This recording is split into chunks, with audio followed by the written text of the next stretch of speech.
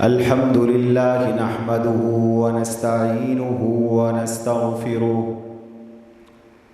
ونؤمن به ونتوكل عليه ونعوذ بالله من شرور أنفسنا ومن سيئات أعمالنا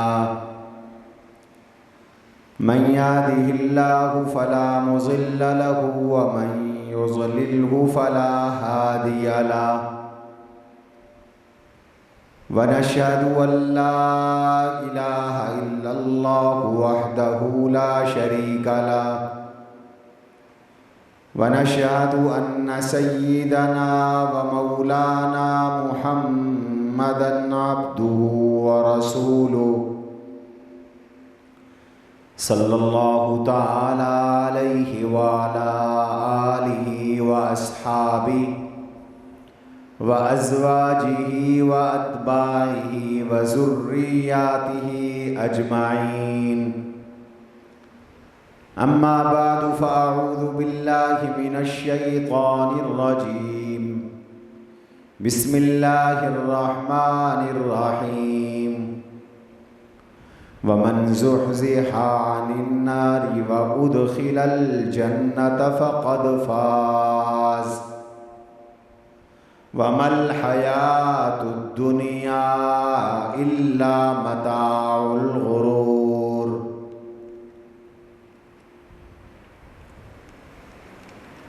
وعن معاذ رضي الله تعالى عنه قال قلت يا رسول الله أخبرني بعمل يدخلني الجنة ويباعدني من النار قال لقد سألت عن أمر عظيم وإنه ليسير على من يسره الله تعالى عليه تعبد الله ولا تشرك به شيئا وتقيم الصلاة وتؤتي الزكاة وتصوم رمضان وتحج البيت ثم قال ألا أدلك على أبواب الخير الصوم جنة والصدقة تطفئ الخطيئة كما يطفئ الماء النار وصلاة الرجل في جوف الليل ثم تلا تتجافى جنوبهم عن المضاجع حتى بلغ يعملون ثم قال ألا أدلك برأس الأمر وعموده وذروة سنامه قلت بلى يا رسول الله قال رأس الأمر الإسلام وعموده الصلاة وذروة سنامه الجهاد ثم قال ألا أخبرك بملاك ذلك كله قلت بلى يا نبي الله فأخذ بلسانه فقال كف عليك هذا فقلت يا نبي الله وإنا لمؤاخذون بما نتكلم به قال ثكلتك أمك يا معاذ وهل يكب الناس في النار على وجوههم أو على مناخرهم إلا حصائد ألسنتهم رواه أحمد والترمذي وابن ماجه اللهم صل على محمد وعلى آل محمد كما صليت على إبراهيم وعلى آل إبراهيم إنك حميد مجيد اللهم بارك على محمد وعلى آل محمد كما باركت على إبراهيم وعلى آل إبراهيم إنك حميد مجيد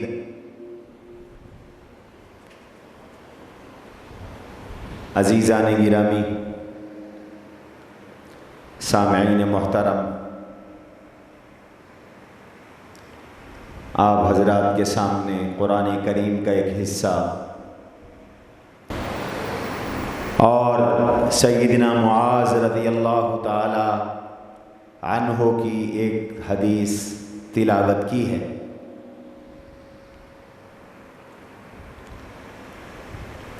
اللہ تبارک و تعالی اس کا صحیح مفہوم عرض کرنے کی توفیق نصیب فرمائے۔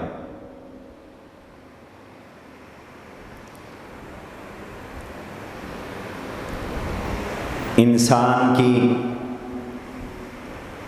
اصل کامیابی اور ناکامی کا مدار آخرت پر ہے۔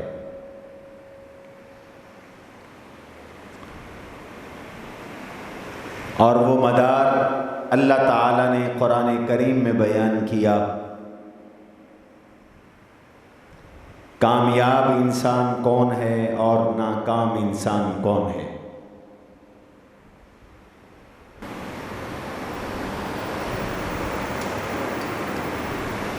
وہ کامیابی کا مدار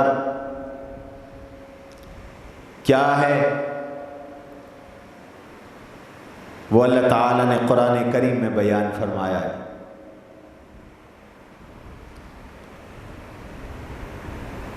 ہم نے جو معیار قائم کر رکھے ہیں یہ سب جھوٹے اور غلط ہیں۔ ہم نے یہ معیار قائم کر رکھا ہے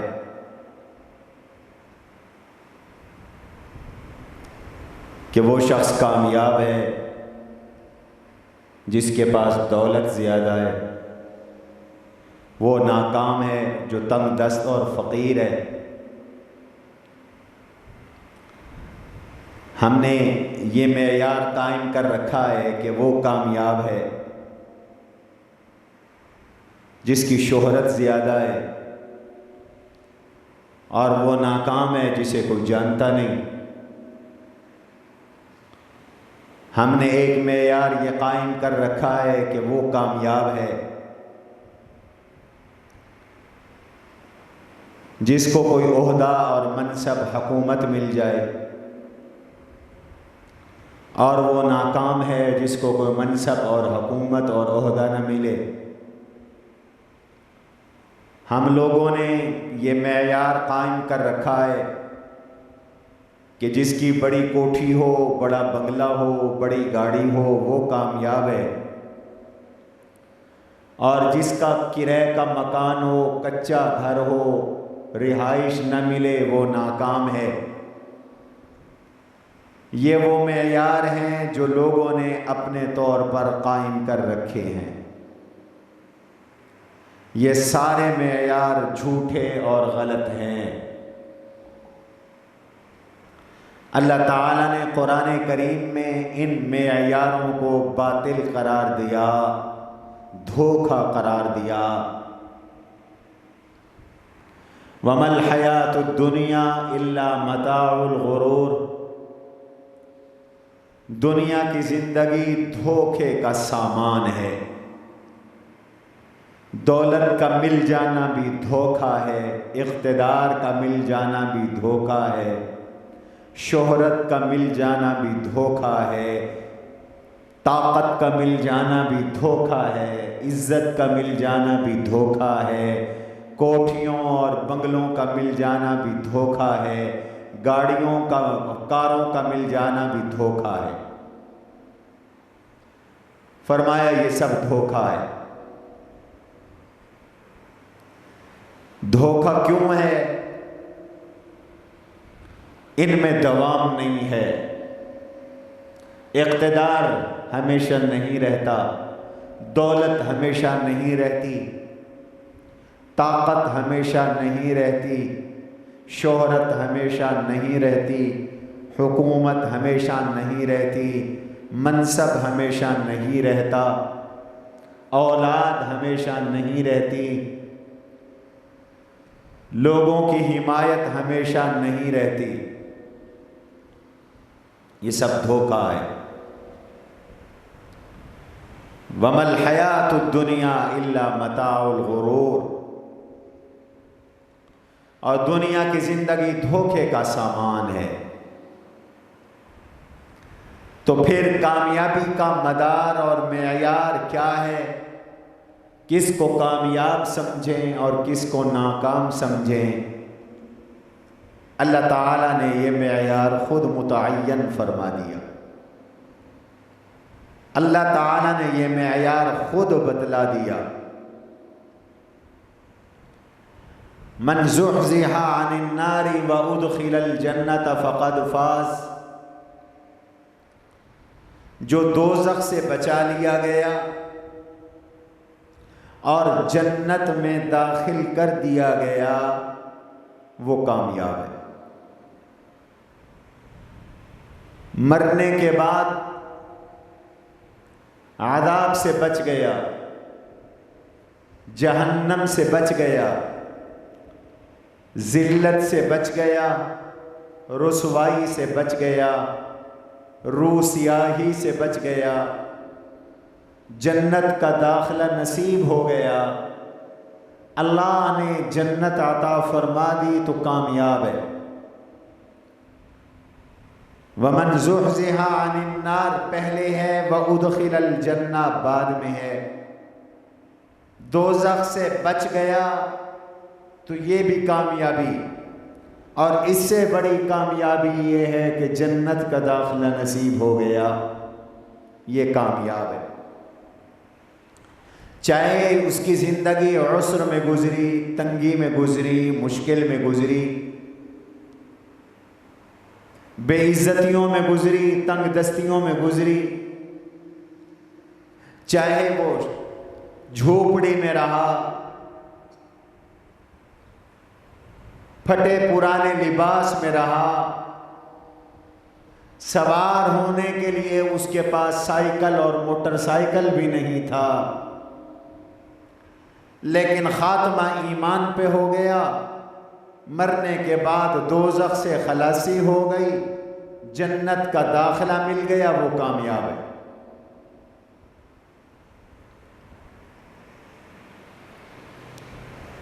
اور وہ شخص ناکام ہے جو چاہے جہازوں میں اڑا، تختوں پہ بیٹھا،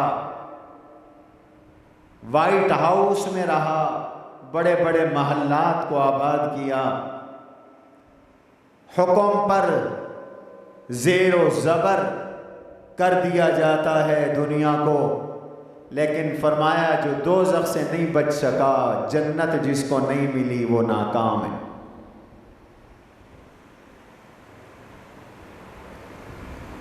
اگر یہ ساری نعمتیں نصیب ہوئیں اور پھر جنت بھی مل گئی تو سبحان اللہ، دنیا اور آخرت کے مزے، ایسا بھی ممکن ہے۔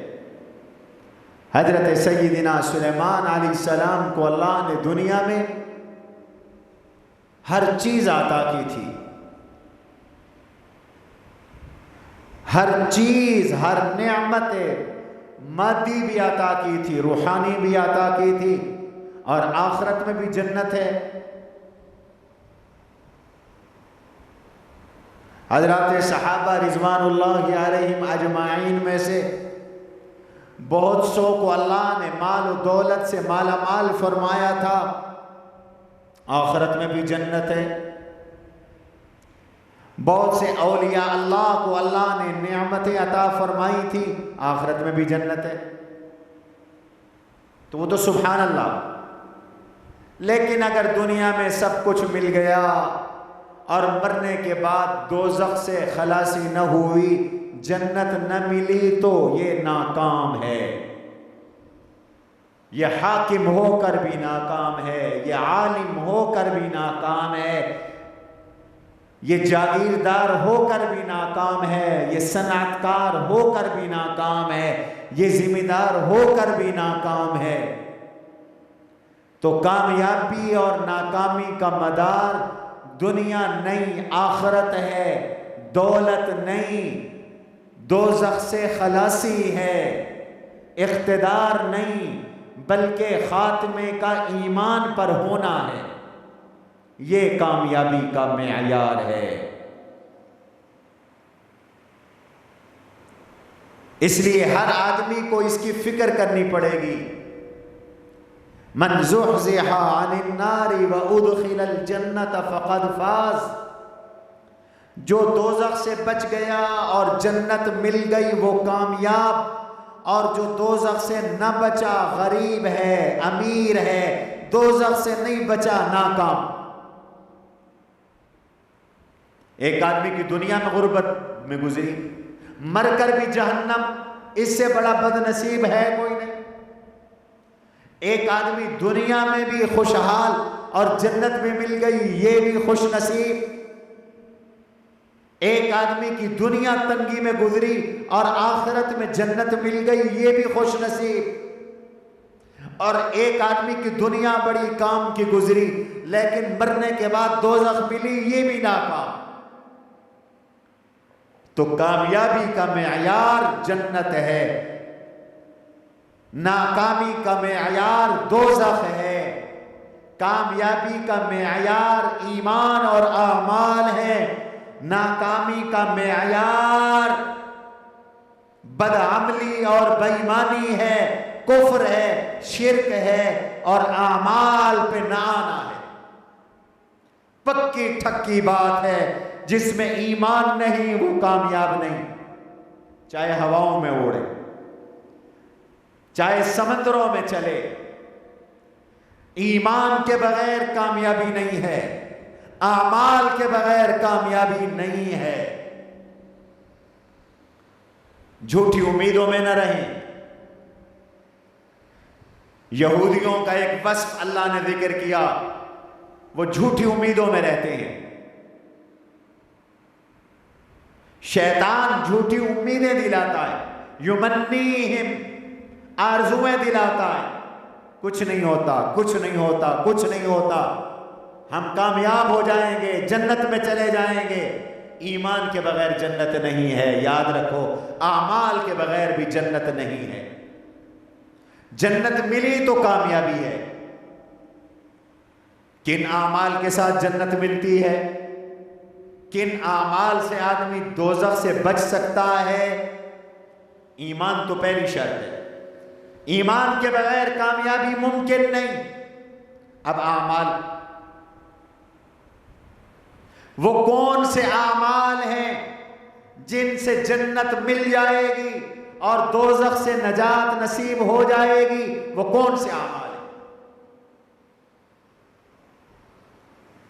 یہ سوال تو بنتا ہے، ذہن میں سوال آتا ہے کہ وہ اعمال معلوم ہونے چاہیے جن اعمال کے ساتھ اللہ ہمیں جنت دے دے اور ہمیں دوزخ سے بچا دے۔ اگر یہ اعمال معلوم ہو جائیں تو آدمی کے لیے جنت لینا بڑا آسان اور دوزخ سے بچنا بڑا آسان، گویا کہ کامیاب ہونا بڑا آسان اور ناکامی سے بچنا بڑا آسان۔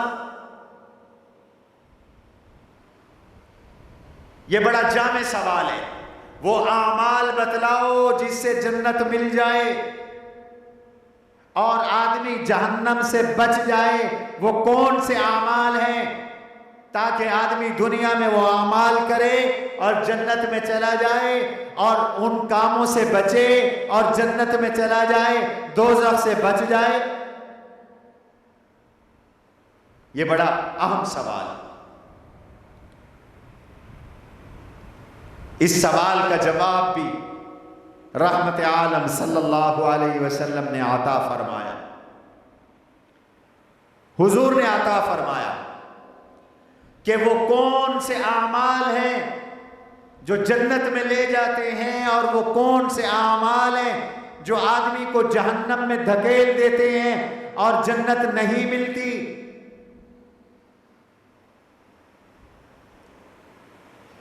سن 9 ہجری میں ایک بڑی جنگ کا خطرہ منڈلایا صحابہ کرام پر اور حضور صلی اللہ علیہ وسلم پر، اور وہ غیر ملکی یلغار تھی، ایک سپر طاقت کی یلغار تھی۔ تبوک کی سرحد پر، تبوک مدینہ سے 800 کلومیٹر دور ہے۔ یہاں سے خطرہ پیدا ہوا کہ رومی اسلامی سلطنت پر حملہ آور ہونے والے ہیں۔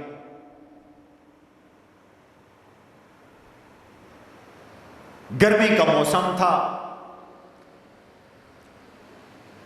فصلیں ابھی اتری نہیں تھی، مالی تنگی تھی اور فصلیں تیار تھیں۔ اس موقع پہ حکم آ گیا کہ چلو جہاد پر نکلو۔ یہ بڑی آزمائش کا وقت تھا، بڑے امتحان کا وقت تھا۔ غزوہ تبوک کو غزوہ جیش العسرہ کہتے ہیں۔ عسرہ کا معنی تنگی، تنگی کے لشکر کا غزوہ، تنگی کے لشکر کا جہاد۔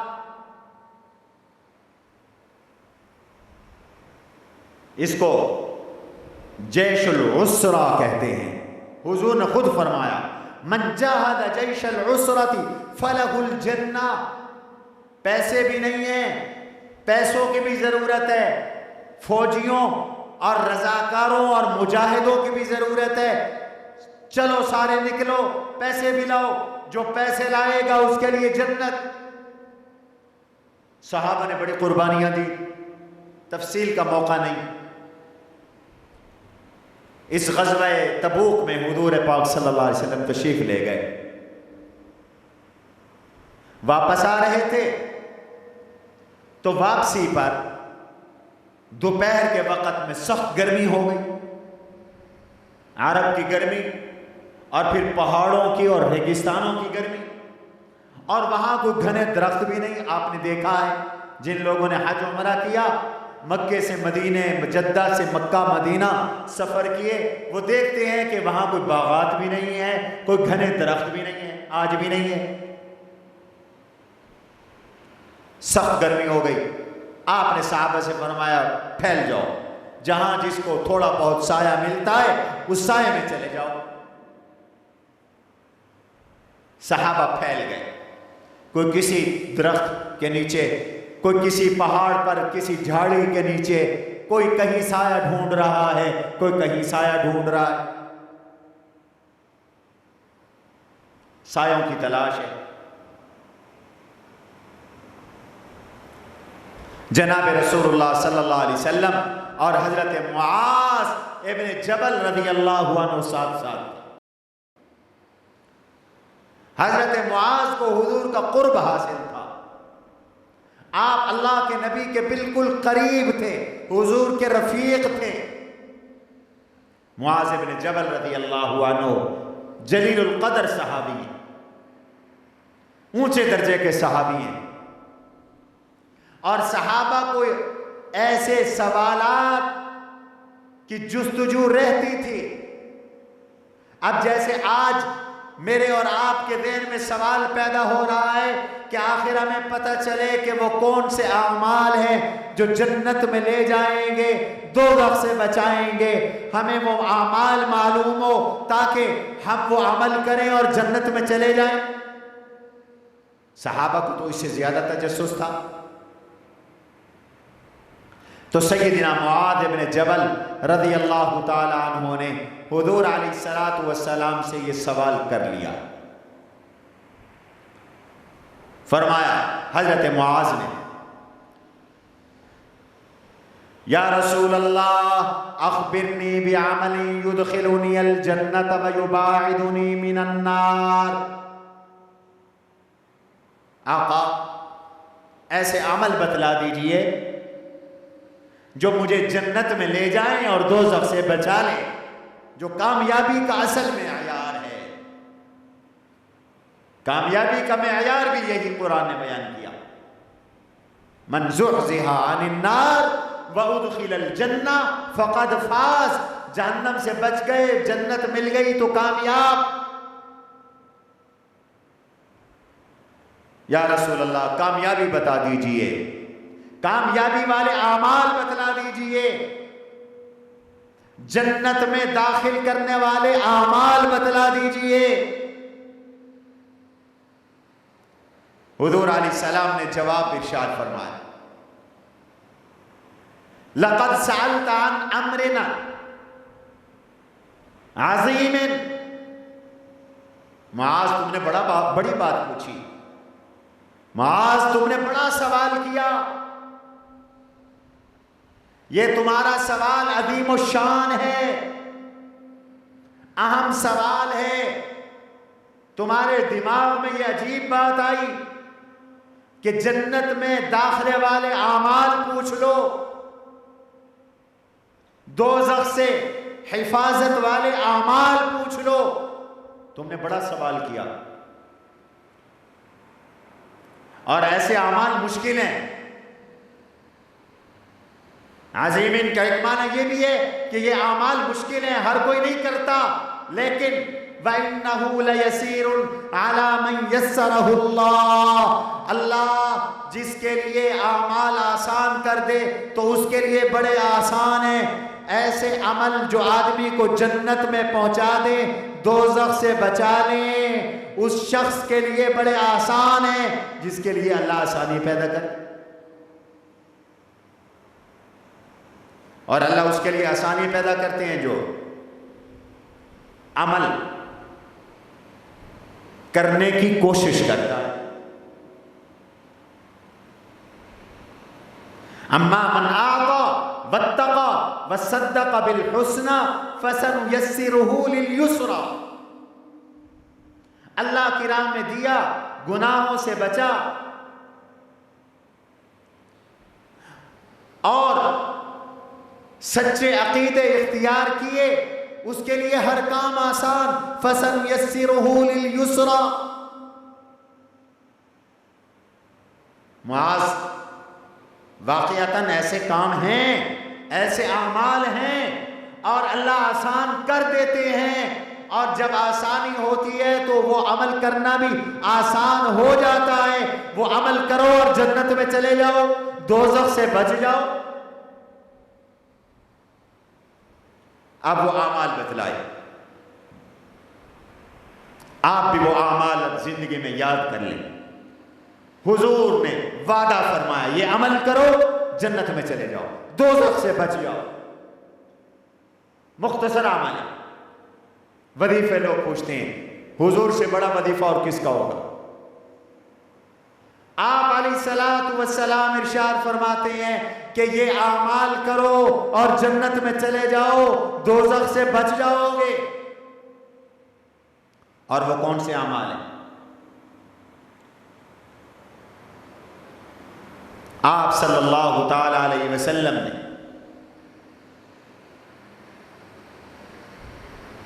چار قسم کے اعمال بتلائے، چار قسم کے۔ پہلی قسم فرائض کی ہے، وہ اعمال جو جنت میں لے جائیں۔ اخبرنی بعمل یدخلنی الجنہ ویباعدنی عن النار، وہ عمل جو جنت میں لے جائیں، دوزخ سے بچا لیں۔ وہ عمل کون سے؟ میرے آقا نے ارشاد فرمایا، پہلی قسم یہ ہے اللہ کی عبادت کرو۔ تعبد اللہ، اللہ کی عبادت کرو۔ عبادت اللہ کے قرب کا ذریعہ ہے، عبادت اللہ کی رضا کا ذریعہ ہے، عبادت اللہ سے مناجات کا ذریعہ ہے، اور عبادت میں توحید اختیار کرو۔ وَلَا تُشْرِكُوا بِهِ شَيْئًا، عبادت کرنا تو اللہ کی کرنا، شرک نہ کرنا، معمولی بھی شرک نہ کرنا۔ گویا کہ توحید پہلا جز ہے جنت میں داخلے کا۔ جس میں توحید نہیں، شرک ہے، وہ جنت میں نہیں جائے گا۔ بنیادی بات ہے۔ ہر چیز کے حاصل کرنے کی شرائط ہوتی ہیں۔ جنت حاصل کرنے کی پہلی شرط ایمان اور توحید۔ ایمان نہیں ہے، توحید نہیں ہے، مشرک ہے، جنت نہیں ملے گی۔ میں نہیں کہتا، قرآن خود کہتا ہے، من یشرک باللہ فقد حرم اللہ علیہ الجنہ ومأواہ النار، جس نے شرک کیا اللہ نے اس پہ جنت حرام کر دی ہے، بین کر دی ہے، پابندی لگا دی ہے، وہ جا ہی نہیں سکتا جنت میں۔ اللہ کہاں جائے گا؟ فرمایا اس کا ٹھکانہ جہنم ہے۔ توحید اختیار کرنی ہے، شرک نہیں اختیار کرنا۔ شرک کے ساتھ جنت نہیں ملے گی، جنت حرام، دوزخ حلال، اور توحید کے ساتھ، توحید کے صدقے ایک نہ ایک دن جنت ملے گی ہی ملے گی۔ اگر توحید بھی ہے، رسالت بھی ہے، جتنا گناہگار ہے، گیا گزرا ہے، ایک نہ ایک دن جنت میں جائے گا، اس کے ساتھ جنت کا اللہ کا وعدہ ہے، اللہ کے نبی کا وعدہ ہے، جائے گا جنت میں۔ اللہ کی مرضی اس کو شروع میں گناہ بخش کے بھیج دے، اللہ کی مرضی گناہوں کی سزا دے کر جنت میں بھیج دے، جائے گا ایک نہ ایک دن جنت میں۔ اس لیے ایمان اور توحید ہمارا بڑا سہارا ہے۔ ہم بڑے گناہگار ہیں، لیکن ایمان اور توحید ہمارا سہارا، اور ایمان اور توحید کے سکے بدصدقے انشاءاللہ مسلمانوں امید رکھو جنت ضرور ملے گی۔ کہو انشاءاللہ۔ جنت میں جانا ہے تو فرمایا پہلے توحید اختیار کرو، شرک نہ کرنا۔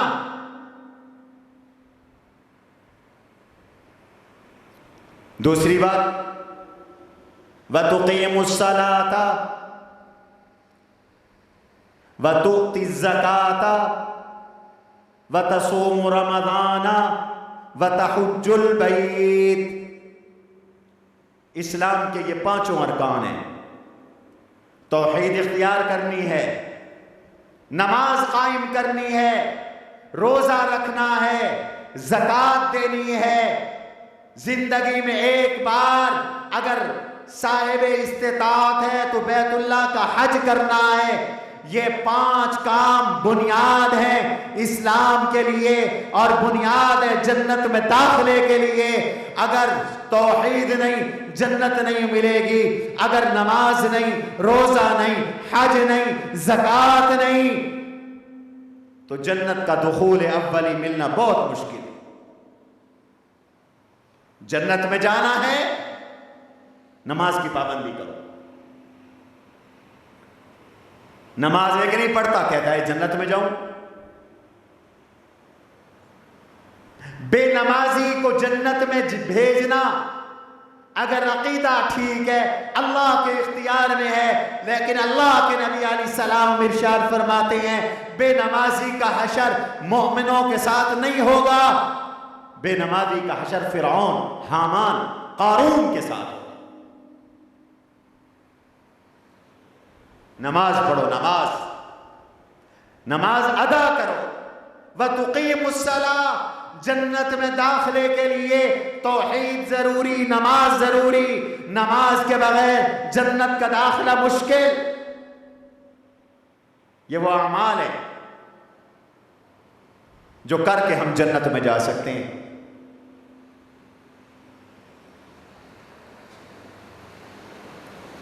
دن میں 5 بار نماز فرض،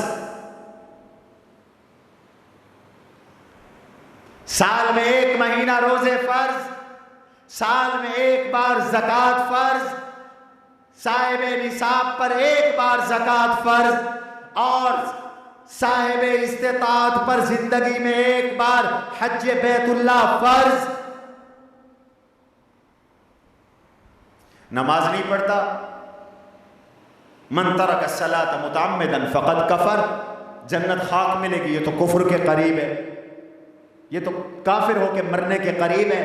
خطرہ ہے کہ یہ کافر ہو کے مرے، اس کا خاتمہ کفر پر ہو، ایمان پر ہی نہ ہو، نماز ادا نہیں کرتا، اللہ کے در پہ جھکتا نہیں ہے، اس بدن کا شکرانہ وہ ادا نہیں کر رہا۔ اللہ نے کتنا بڑا تجھے خوبصورت جسم دیا، سڈیل جسم دیا، بہترین اللہ نے تجھے قوت و طاقت عطا کی، اس کا شکرانہ یہ ہے کہ دن میں 5 بار اللہ کے سامنے جھک جایا کر۔ زکوٰۃ نہیں دیتا، بڑا ناشکرا ہے، بڑا بخیل ہے۔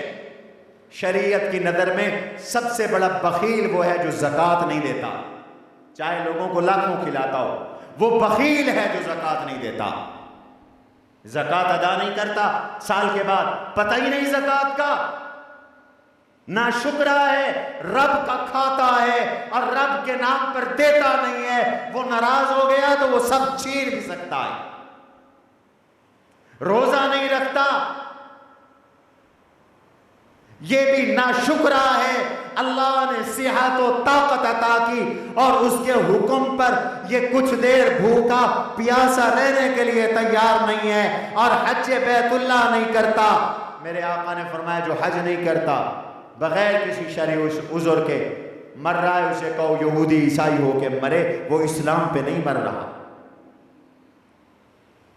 جنت میں داخل ہونے کے لیے فرمایا پہلے قسم کے اعمال تمہیں فرائض اختیار کرنے پڑیں گے، توحید، نماز، روزہ، حج، زکوٰۃ، 5 ارکان اسلام پہ عمل کرنا ہوگا جنت میں جانے کے لیے، دوزخ سے بچنے کے لیے۔ اگر عمل نہیں تو جنت مشکل، دوزخ آسان، پھر دوزخ میں جانے کا خطرہ ہے۔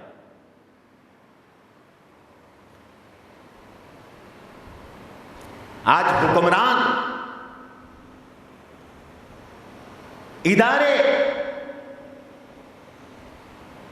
مال کا ان کو حساب دینا مشکل ہو رہا ہے لوگوں کو۔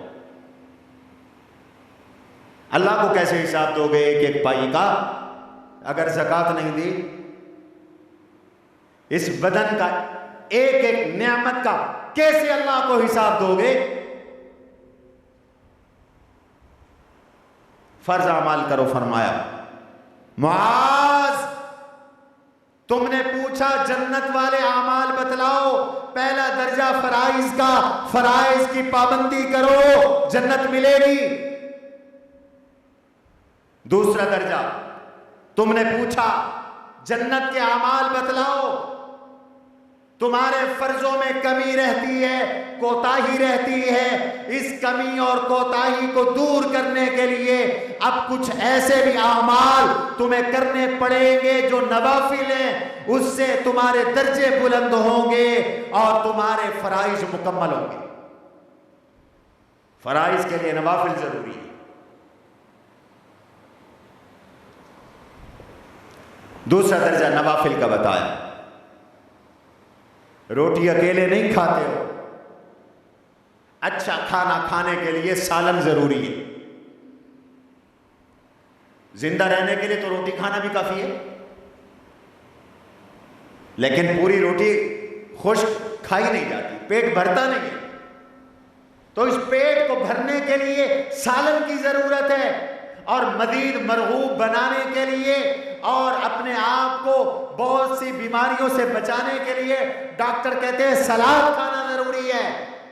حضور تلقین فرما رہے ہیں کہ ان فرائض پہ پڑھنے کے لیے نماز کی عادت، روزے کی عادت، زکوٰۃ کی عادت اور حج کی عادت بنانے کے لیے تمہیں اگلے کام کرنے پڑیں گے، نوافل والے کام بھی کرنے پڑیں گے۔ اور وہ کیا؟ الا ادلک علی ابواب الخیر، معاذ جنت میں جانا ہے، اب میں تمہیں بھلائی کے دروازے بتلاتا ہوں، یعنی جنت کے دروازے تک پہنچنے کے ذرائع بتاتا ہوں۔ یہ عمل کرو، جنت اور خیر کے دروازے تک پہنچ جاؤ گے، جنت میں پہنچ جاؤ گے۔ یہ اعمال کرو۔ آقا ضرور فرمایا الصوم جنۃ، پہلا عمل نفلی روزہ رکھو۔ روزہ ڈھال ہے، روزہ شیطان سے بچاتا ہے، روزہ خواہشات نفسانی سے بچاتا ہے، روزہ گناہوں سے بچاتا ہے۔ روزے کی عادت ڈالو۔ الصوم جنۃ، جنہ کہتے ہیں ڈھال کو، جس کے ذریعے دشمن کے وار کو روکا جاتا ہے، دشمن کے حملے کو روکا جاتا ہے۔ فرمایا دشمن کے حملے کو روکتے ہو ڈھال کے ساتھ، شیطان کے حملے کو روکو روزے کے ساتھ، جہنم کی آگ کو روکو دوزخ کے ساتھ۔ علماء کہتے ہیں نفلی روزہ رکھو، روزے کے بدلے میں دنیا میں اللہ شیطان کے حملے سے بچائیں گے، خواہشات کے حملے سے بچائیں گے، اور روزے کی برکت سے اللہ جہنم کے حملے سے بچائیں گے، دوزخ کے تھپیڑوں سے بچائیں گے، اور دوزخ کے شعلوں اور گرمیوں سے اللہ بچائیں گے۔ کس کی برکت سے؟ بولو، روزے کی برکت سے۔ یا نفلی روزہ مراد ہے، فرض روزوں کا ذکر تو پہلے حضور نے فرما دیا ہے، نفلی روزے بھی رکھو۔ اور وہ نفلی روزے کیا ہیں؟ ہر مہینے 3 روزے رکھ لو، گویا کہ تم نے سارے مہینے پورا مہینہ روزے رکھے۔ بہت آسان۔ ہر مہینے کتنے روزے حضور علیہ السلام رکھتے تھے؟ 3 روزے رکھنے کا تو آپ کا مستقل معمول تھا. اس کے علاوہ سوموار اور جمعرات کا بھی آپ روزہ رکھ لیتے تھے. تمام آل اللہ ان روزوں کا اہتمام کرتے ہیں. ہر مہینے ایام 20 کے روزے، چاندنی کی راتیں جب ہوتی ہیں ان دنوں کے روزے. آدم علیہ السلام نے بھی یہ روزے رکھے، بلکہ روایات میں آتا ہے آدم علیہ السلام کو اللہ نے اس مٹی سے پیدا کیا، من حمأ مسنون، سڑی ہوئی مٹی سے پیدا کیا. کالے تھے، رنگ بالکل کالا تھا. ایام 20 کے روزے شروع کیے تو چٹے ہو گئے، گورے ہو گئے، سفید ہو گئے. اس لیے ان کو ایام 20 کہتے ہیں. بعض نے کہا ایام 20 اس لیے کہتے ہیں کہ 20 کا معنی سفیدی، یہ راتیں سفید ہوتی ہیں، چاندنی راتیں ہوتی ہیں. 12 13 14 چاند کی 12 13 14 کو روزہ رکھ لیا کرو. جنت میں پہنچا دیں گے یہ روزے، آگ سے بچا لیں گے یہ روزے. گناہوں کی جو آگ ہے اس آگ سے بچانے والے، فرمایا یصوم جنت، روزے. دوسری چیز آپ علیہ السلام نے دوسری چیز ارشاد فرمائی، والصدقات تطفئ الخطیہ کما یطفئ الماء النار. زکوٰۃ تو سال کے بعد دیتے ہو، وقتاً فوقتاً صدقہ دیا کرو، اللہ کی راہ میں حسب استطاعت پیسے خرچ کیا کرو. کسی کو روٹی کھلا دیا کرو، کسی کو نقد دے دیا کرو، کسی کو کپڑے لے کے دے دیا کرو، کسی کو سالن دے دیا کرو، کسی کو جوتا دے دیا کرو، کسی کو ٹوپی دے دیا کرو، کسی کی کوئی ضرورت پورے کر دیا کرو. کیوں؟ الصدقۃ تطفئ الخطیہ، گناہوں کی آگ کو صدقہ ایسے بجھا دیتا ہے جیسے آگ پر پانی ڈالتے ہو اور پانی سے آگ بجھ جاتی ہے. فرمایا گناہوں کو صدقہ ایسے بجھا دیتا ہے. صدقے کی عادت ڈال، صدقہ کرتے رہا. ضروری نہیں ہے کہ صدقے میں بکرا ذبح کرو، یہ بھی صدقے کی ایک شکل ہے. لیکن صدقہ، یہ مسئلہ غلط مشہور ہے لوگوں میں کہ صدقہ وہی ہوگا جو خون کا ہوگا. یہ غلط ہے. صحابہ کرام کھجور کی ایک مٹھی کا صدقہ بھی کیا کرتے تھے. صحابہ کہتے ہیں حضور ہمیں ترغیب دیتے تھے صدقہ کرو. ہمارے پلے کچھ نہیں ہوتا تھا، ہم جاتے تھے. آج یہ بھی ایک تصور ہے، صدقہ تو امیر کرے، غریب کے پاس تو ہے ہی نہیں، وہ صدقہ کہاں سے کرے. یہ ایک مزاج بن گیا. ہم کو پیسے والے صدقہ کریں. کچھ لوگوں نے یہ ٹھیکہ لیا ہوا ہے اور سمجھا ہوا ہے ہمارا کام صرف صدقہ لینا ہے، دینا نہیں ہے. غلط بات ہے. ہر بندہ اپنی استطاعت کے مطابق صدقے کی عادت ڈالے، راہ خدا میں خرچ کرنے کی عادت ڈالے. گناہ دھلیں گے، بلائیں دور ہوں گی، مصیبتیں جائیں گی. راہ میں دو گے اللہ کی، ایک وہ تمہیں 70 دنیا میں دے گا، 700 آخرت میں دے گا. تجربہ کر کے دیکھو، تجربہ کر کے دیکھو. اس لیے کوئی 5 دے سکتا ہے تو 5 روپے دے، کوئی 50 روپے روز دے سکتا ہے 50 روپے دے، کوئی 100 دے سکتا ہے 100 دے، کوئی 1000 دے سکتا ہے 1000 دے، کوئی 1,00,000 دے سکتا ہے 1,00,000 دے. ایک ہاتھ سے دے دو اور دوسرے ہاتھ سے 70 گنا زیادہ اللہ سے وصول کر. من یقرض اللہ قرضا حسنا، اللہ کہتے ہیں تو تم مجھے قرض حسن دے رہے ہو. فیضاعف له اضعافا، میں تمہیں کئی گنا واپس کرتا ہوں، کئی گنا میں تمہیں واپس کرتا ہوں. او اللہ کے بندو، پیسہ بڑھانے کے لیے سود پہ پیسے دے کر جہنم خرید کرتے ہو، لعنت کے حقدار بنتے ہو، خدا سے جنگ کرتے ہو، رسول سے جنگ کرتے ہو، سود پہ پیسے چلاتے ہو. آؤ آج تجربہ کرو، سود سے توبہ کرو، صدقہ کرنا شروع کر دو. اتنی دولت سود سے نہیں حاصل ہوگی جتنی اللہ حلال طریقے سے تمہیں عطا کر دیں گے صدقے کی برکت سے۔ حضور قسم اٹھا کے فرما رہے ہیں ما نقصت صدقۃ مالا قط، صدقے سے مال کبھی نہیں۔ یہ نفلی عمل، پہلی چیز فرمایا نفلی روزے، دوسری چیز صدقہ کرو، گناہ دھلیں گے، گناہ دھل جائیں گے تو دوزخ سے بچ جاؤ گے، اور تیسری چیز آپ فرماتے ہیں صلاۃ الرجل فی جوف اللیل، تہجد کی نماز پڑھو، اس سے اخلاص پیدا ہوگا۔ جمعہ پڑھنے آئے ہو، آپ کو 500 آدمیوں نے دیکھا، جس تو نفس پھول گیا، اور اگر رات کو اٹھ کر نماز پڑھو گے تو بعض اوقات بیوی کو بھی پتہ نہیں ہوتا، اخلاص پیدا ہوگا۔ مال کا شکرانہ صدقہ ہے، بدن کا شکرانہ تہجد کی نماز ہے۔ نفس پہ بڑا مشکل ہے۔ ان ناشیۃ اللیل ہی اشد وطئا واقوم قیلا، بڑا اٹھنا ہے، بڑا مشکل ہے۔ تہجد پڑھو، یہ خیر کا دروازہ، فرمایا خیر کے یہ 3 دروازے، الصوم جنۃ والصدقۃ تطفئ الخطیہ، اور تیسری چیز ارشاد فرمائی والصلاۃ الرجل فی جوف اللیل، اور پھر آیت بھی تلاوت کی تتجافى جنوبهم عن المضاجع يدعون ربهم خوفا وطمعا، کچھ اللہ کے بندے گرم اور نرم بستر سے اپنے پہلو کو دور کر کے راتوں کو اللہ سے امید رکھتے ہوئے اور ڈرتے ہوئے اٹھ کھڑے ہوتے ہیں۔ یدعون ربهم خوفا وطمعا، اللہ سے دعائیں مانگتے ہیں۔ قیامت کے دن آواز آئے گی، کون ہے؟ کون ہیں وہ لوگ جو راتوں کو اٹھتے تھے؟ کھڑے ہو جائیں گے، تہجد والے کھڑے ہو جائیں گے، اللہ ہمیں ان میں شامل فرمائے، آمین کہو۔ آواز آئے گی چلو تم بغیر حساب و کتاب کے جنت میں چلے جاؤ۔ یہ جنت میں لے جانے والے عمل۔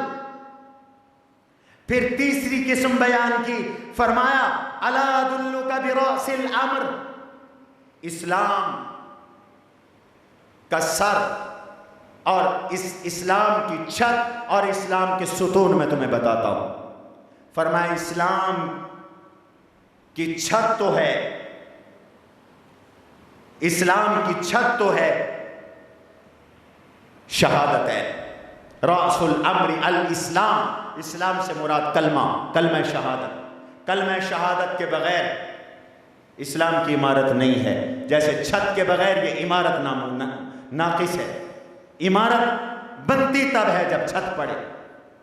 فرمایا کلمہ ضروری بات ہے۔ وعمودہ الصلاۃ، اسلام کی عمارت کے پلر، دیواریں، ستون نماز۔ اگر چاہتے ہو کہ دین کی عمارت قائم رہے، نماز پڑھو۔ وذروۃ صنامہ الجہاد، عمارت کو کوٹ حفاظت کی ضرورت ہے۔ اسلام کی عمارت کی حفاظت کا ذریعہ جہاد ہے، یہ اسلام کا بلند حکم ہے۔ اور آخری بات، 3 باتیں ہو گئی، چوتھی بات فرمائی الا اخبرک بمیلاک ذلک کلہ قلت بلی یا نبی اللہ۔ آخری بات ارشاد فرمائی، فرمایا اس سب کی جڑ میں تمہیں بتاتا ہوں، جنت میں پہنچانے والے اعمال کی جڑ تمہیں بتاتا ہوں۔ زبان پکڑ لیں، اپنی زبان پکڑ کر آقا نے فرمایا کفا علی ذالک، زبان کو روک کے رکھنا، زبان کا غلط استعمال نہ کرنا۔ یہ زبان جھوٹ نہ بولے، یہ زبان بہتان نہ لگائے، یہ زبان غیبت نہ کرے، یہ زبان کسی پہ تان نہ کرے، یہ زبان کسی پہ لعنت نہ کرے، یہ زبان کسی کو گالی نہ بکے، یہ زبان کسی کو برا بھلا نہ کہے، یہ زبان ناجائز استعمال نہ ہو، غلط نہ بولے۔ حضرت معاذ کہتے ہیں میں نے پوچھا حضرت ہماری زبانوں پر بھی ہم سے مواخذہ ہوگا، بولنے پر بھی مواخذہ ہوگا؟ فرمایا سکلت کا امک یا معاذ، پیار سے فرمایا معاذ تیری ماں تجھے روئے، حل یکب الناس علی وجوہہم او علی مناخرہم الا حصائد السنتہم، جہنم میں منہ کے بل اکثر لوگ جو گرے پڑے ہوں گے وہ اس زبان کی وجہ سے گرے پڑے ہوں گے۔ دوزخ میں جانے کا بڑا ذریعہ یہ زبان ہے، یہ زبان ہے۔ زبان کا غلط استعمال دوزخ میں لے جاتا ہے، زبان کا صحیح استعمال جنت میں لے جاتا ہے۔ ایک کلمہ کفر کا زبان سے بک دیا، جہنم میں چلا گیا، زندگی کے سارے اعمال برباد۔ اور ایک ذکر کا کلمہ یا شہادت کا کلمہ کافر زبان پہ لایا، جنت میں چلا گیا۔ اس زبان کی وجہ سے لوگ جنت میں بھی جاتے ہیں، جہنم میں بھی جاتے ہیں۔ تو فرمایا یہ کامیابی ہے۔ جنت والے وہ اعمال جو اختیار کرو اور جنت میں چلے جاؤ۔ حضور نے مختصراً بیان فرما دیے، فرمایا توحید، نماز، روزہ، حج، زکوٰۃ، نفلی اعمال کر لو، نفلی روزے رکھو، صدقہ دو، وقتاً فوقتاً صدقہ دو، رات کو تہجد کی نماز پڑھو، اور کلمہ شہادت، نماز اور جہاد ان کا خوب خیال رکھو، اور زبان کی حفاظت کر لو۔ یہ وہ عمل ہے، جنت میں چلے جاؤ گے، دوزخ سے بچ جاؤ گے، جنت میں چلے جاؤ گے، دوزخ سے بچ جاؤ گے۔ اللہ ہم سب کو یہ اعمال نصیب فرمائیں۔ وما علینا الا البلاغ المبین۔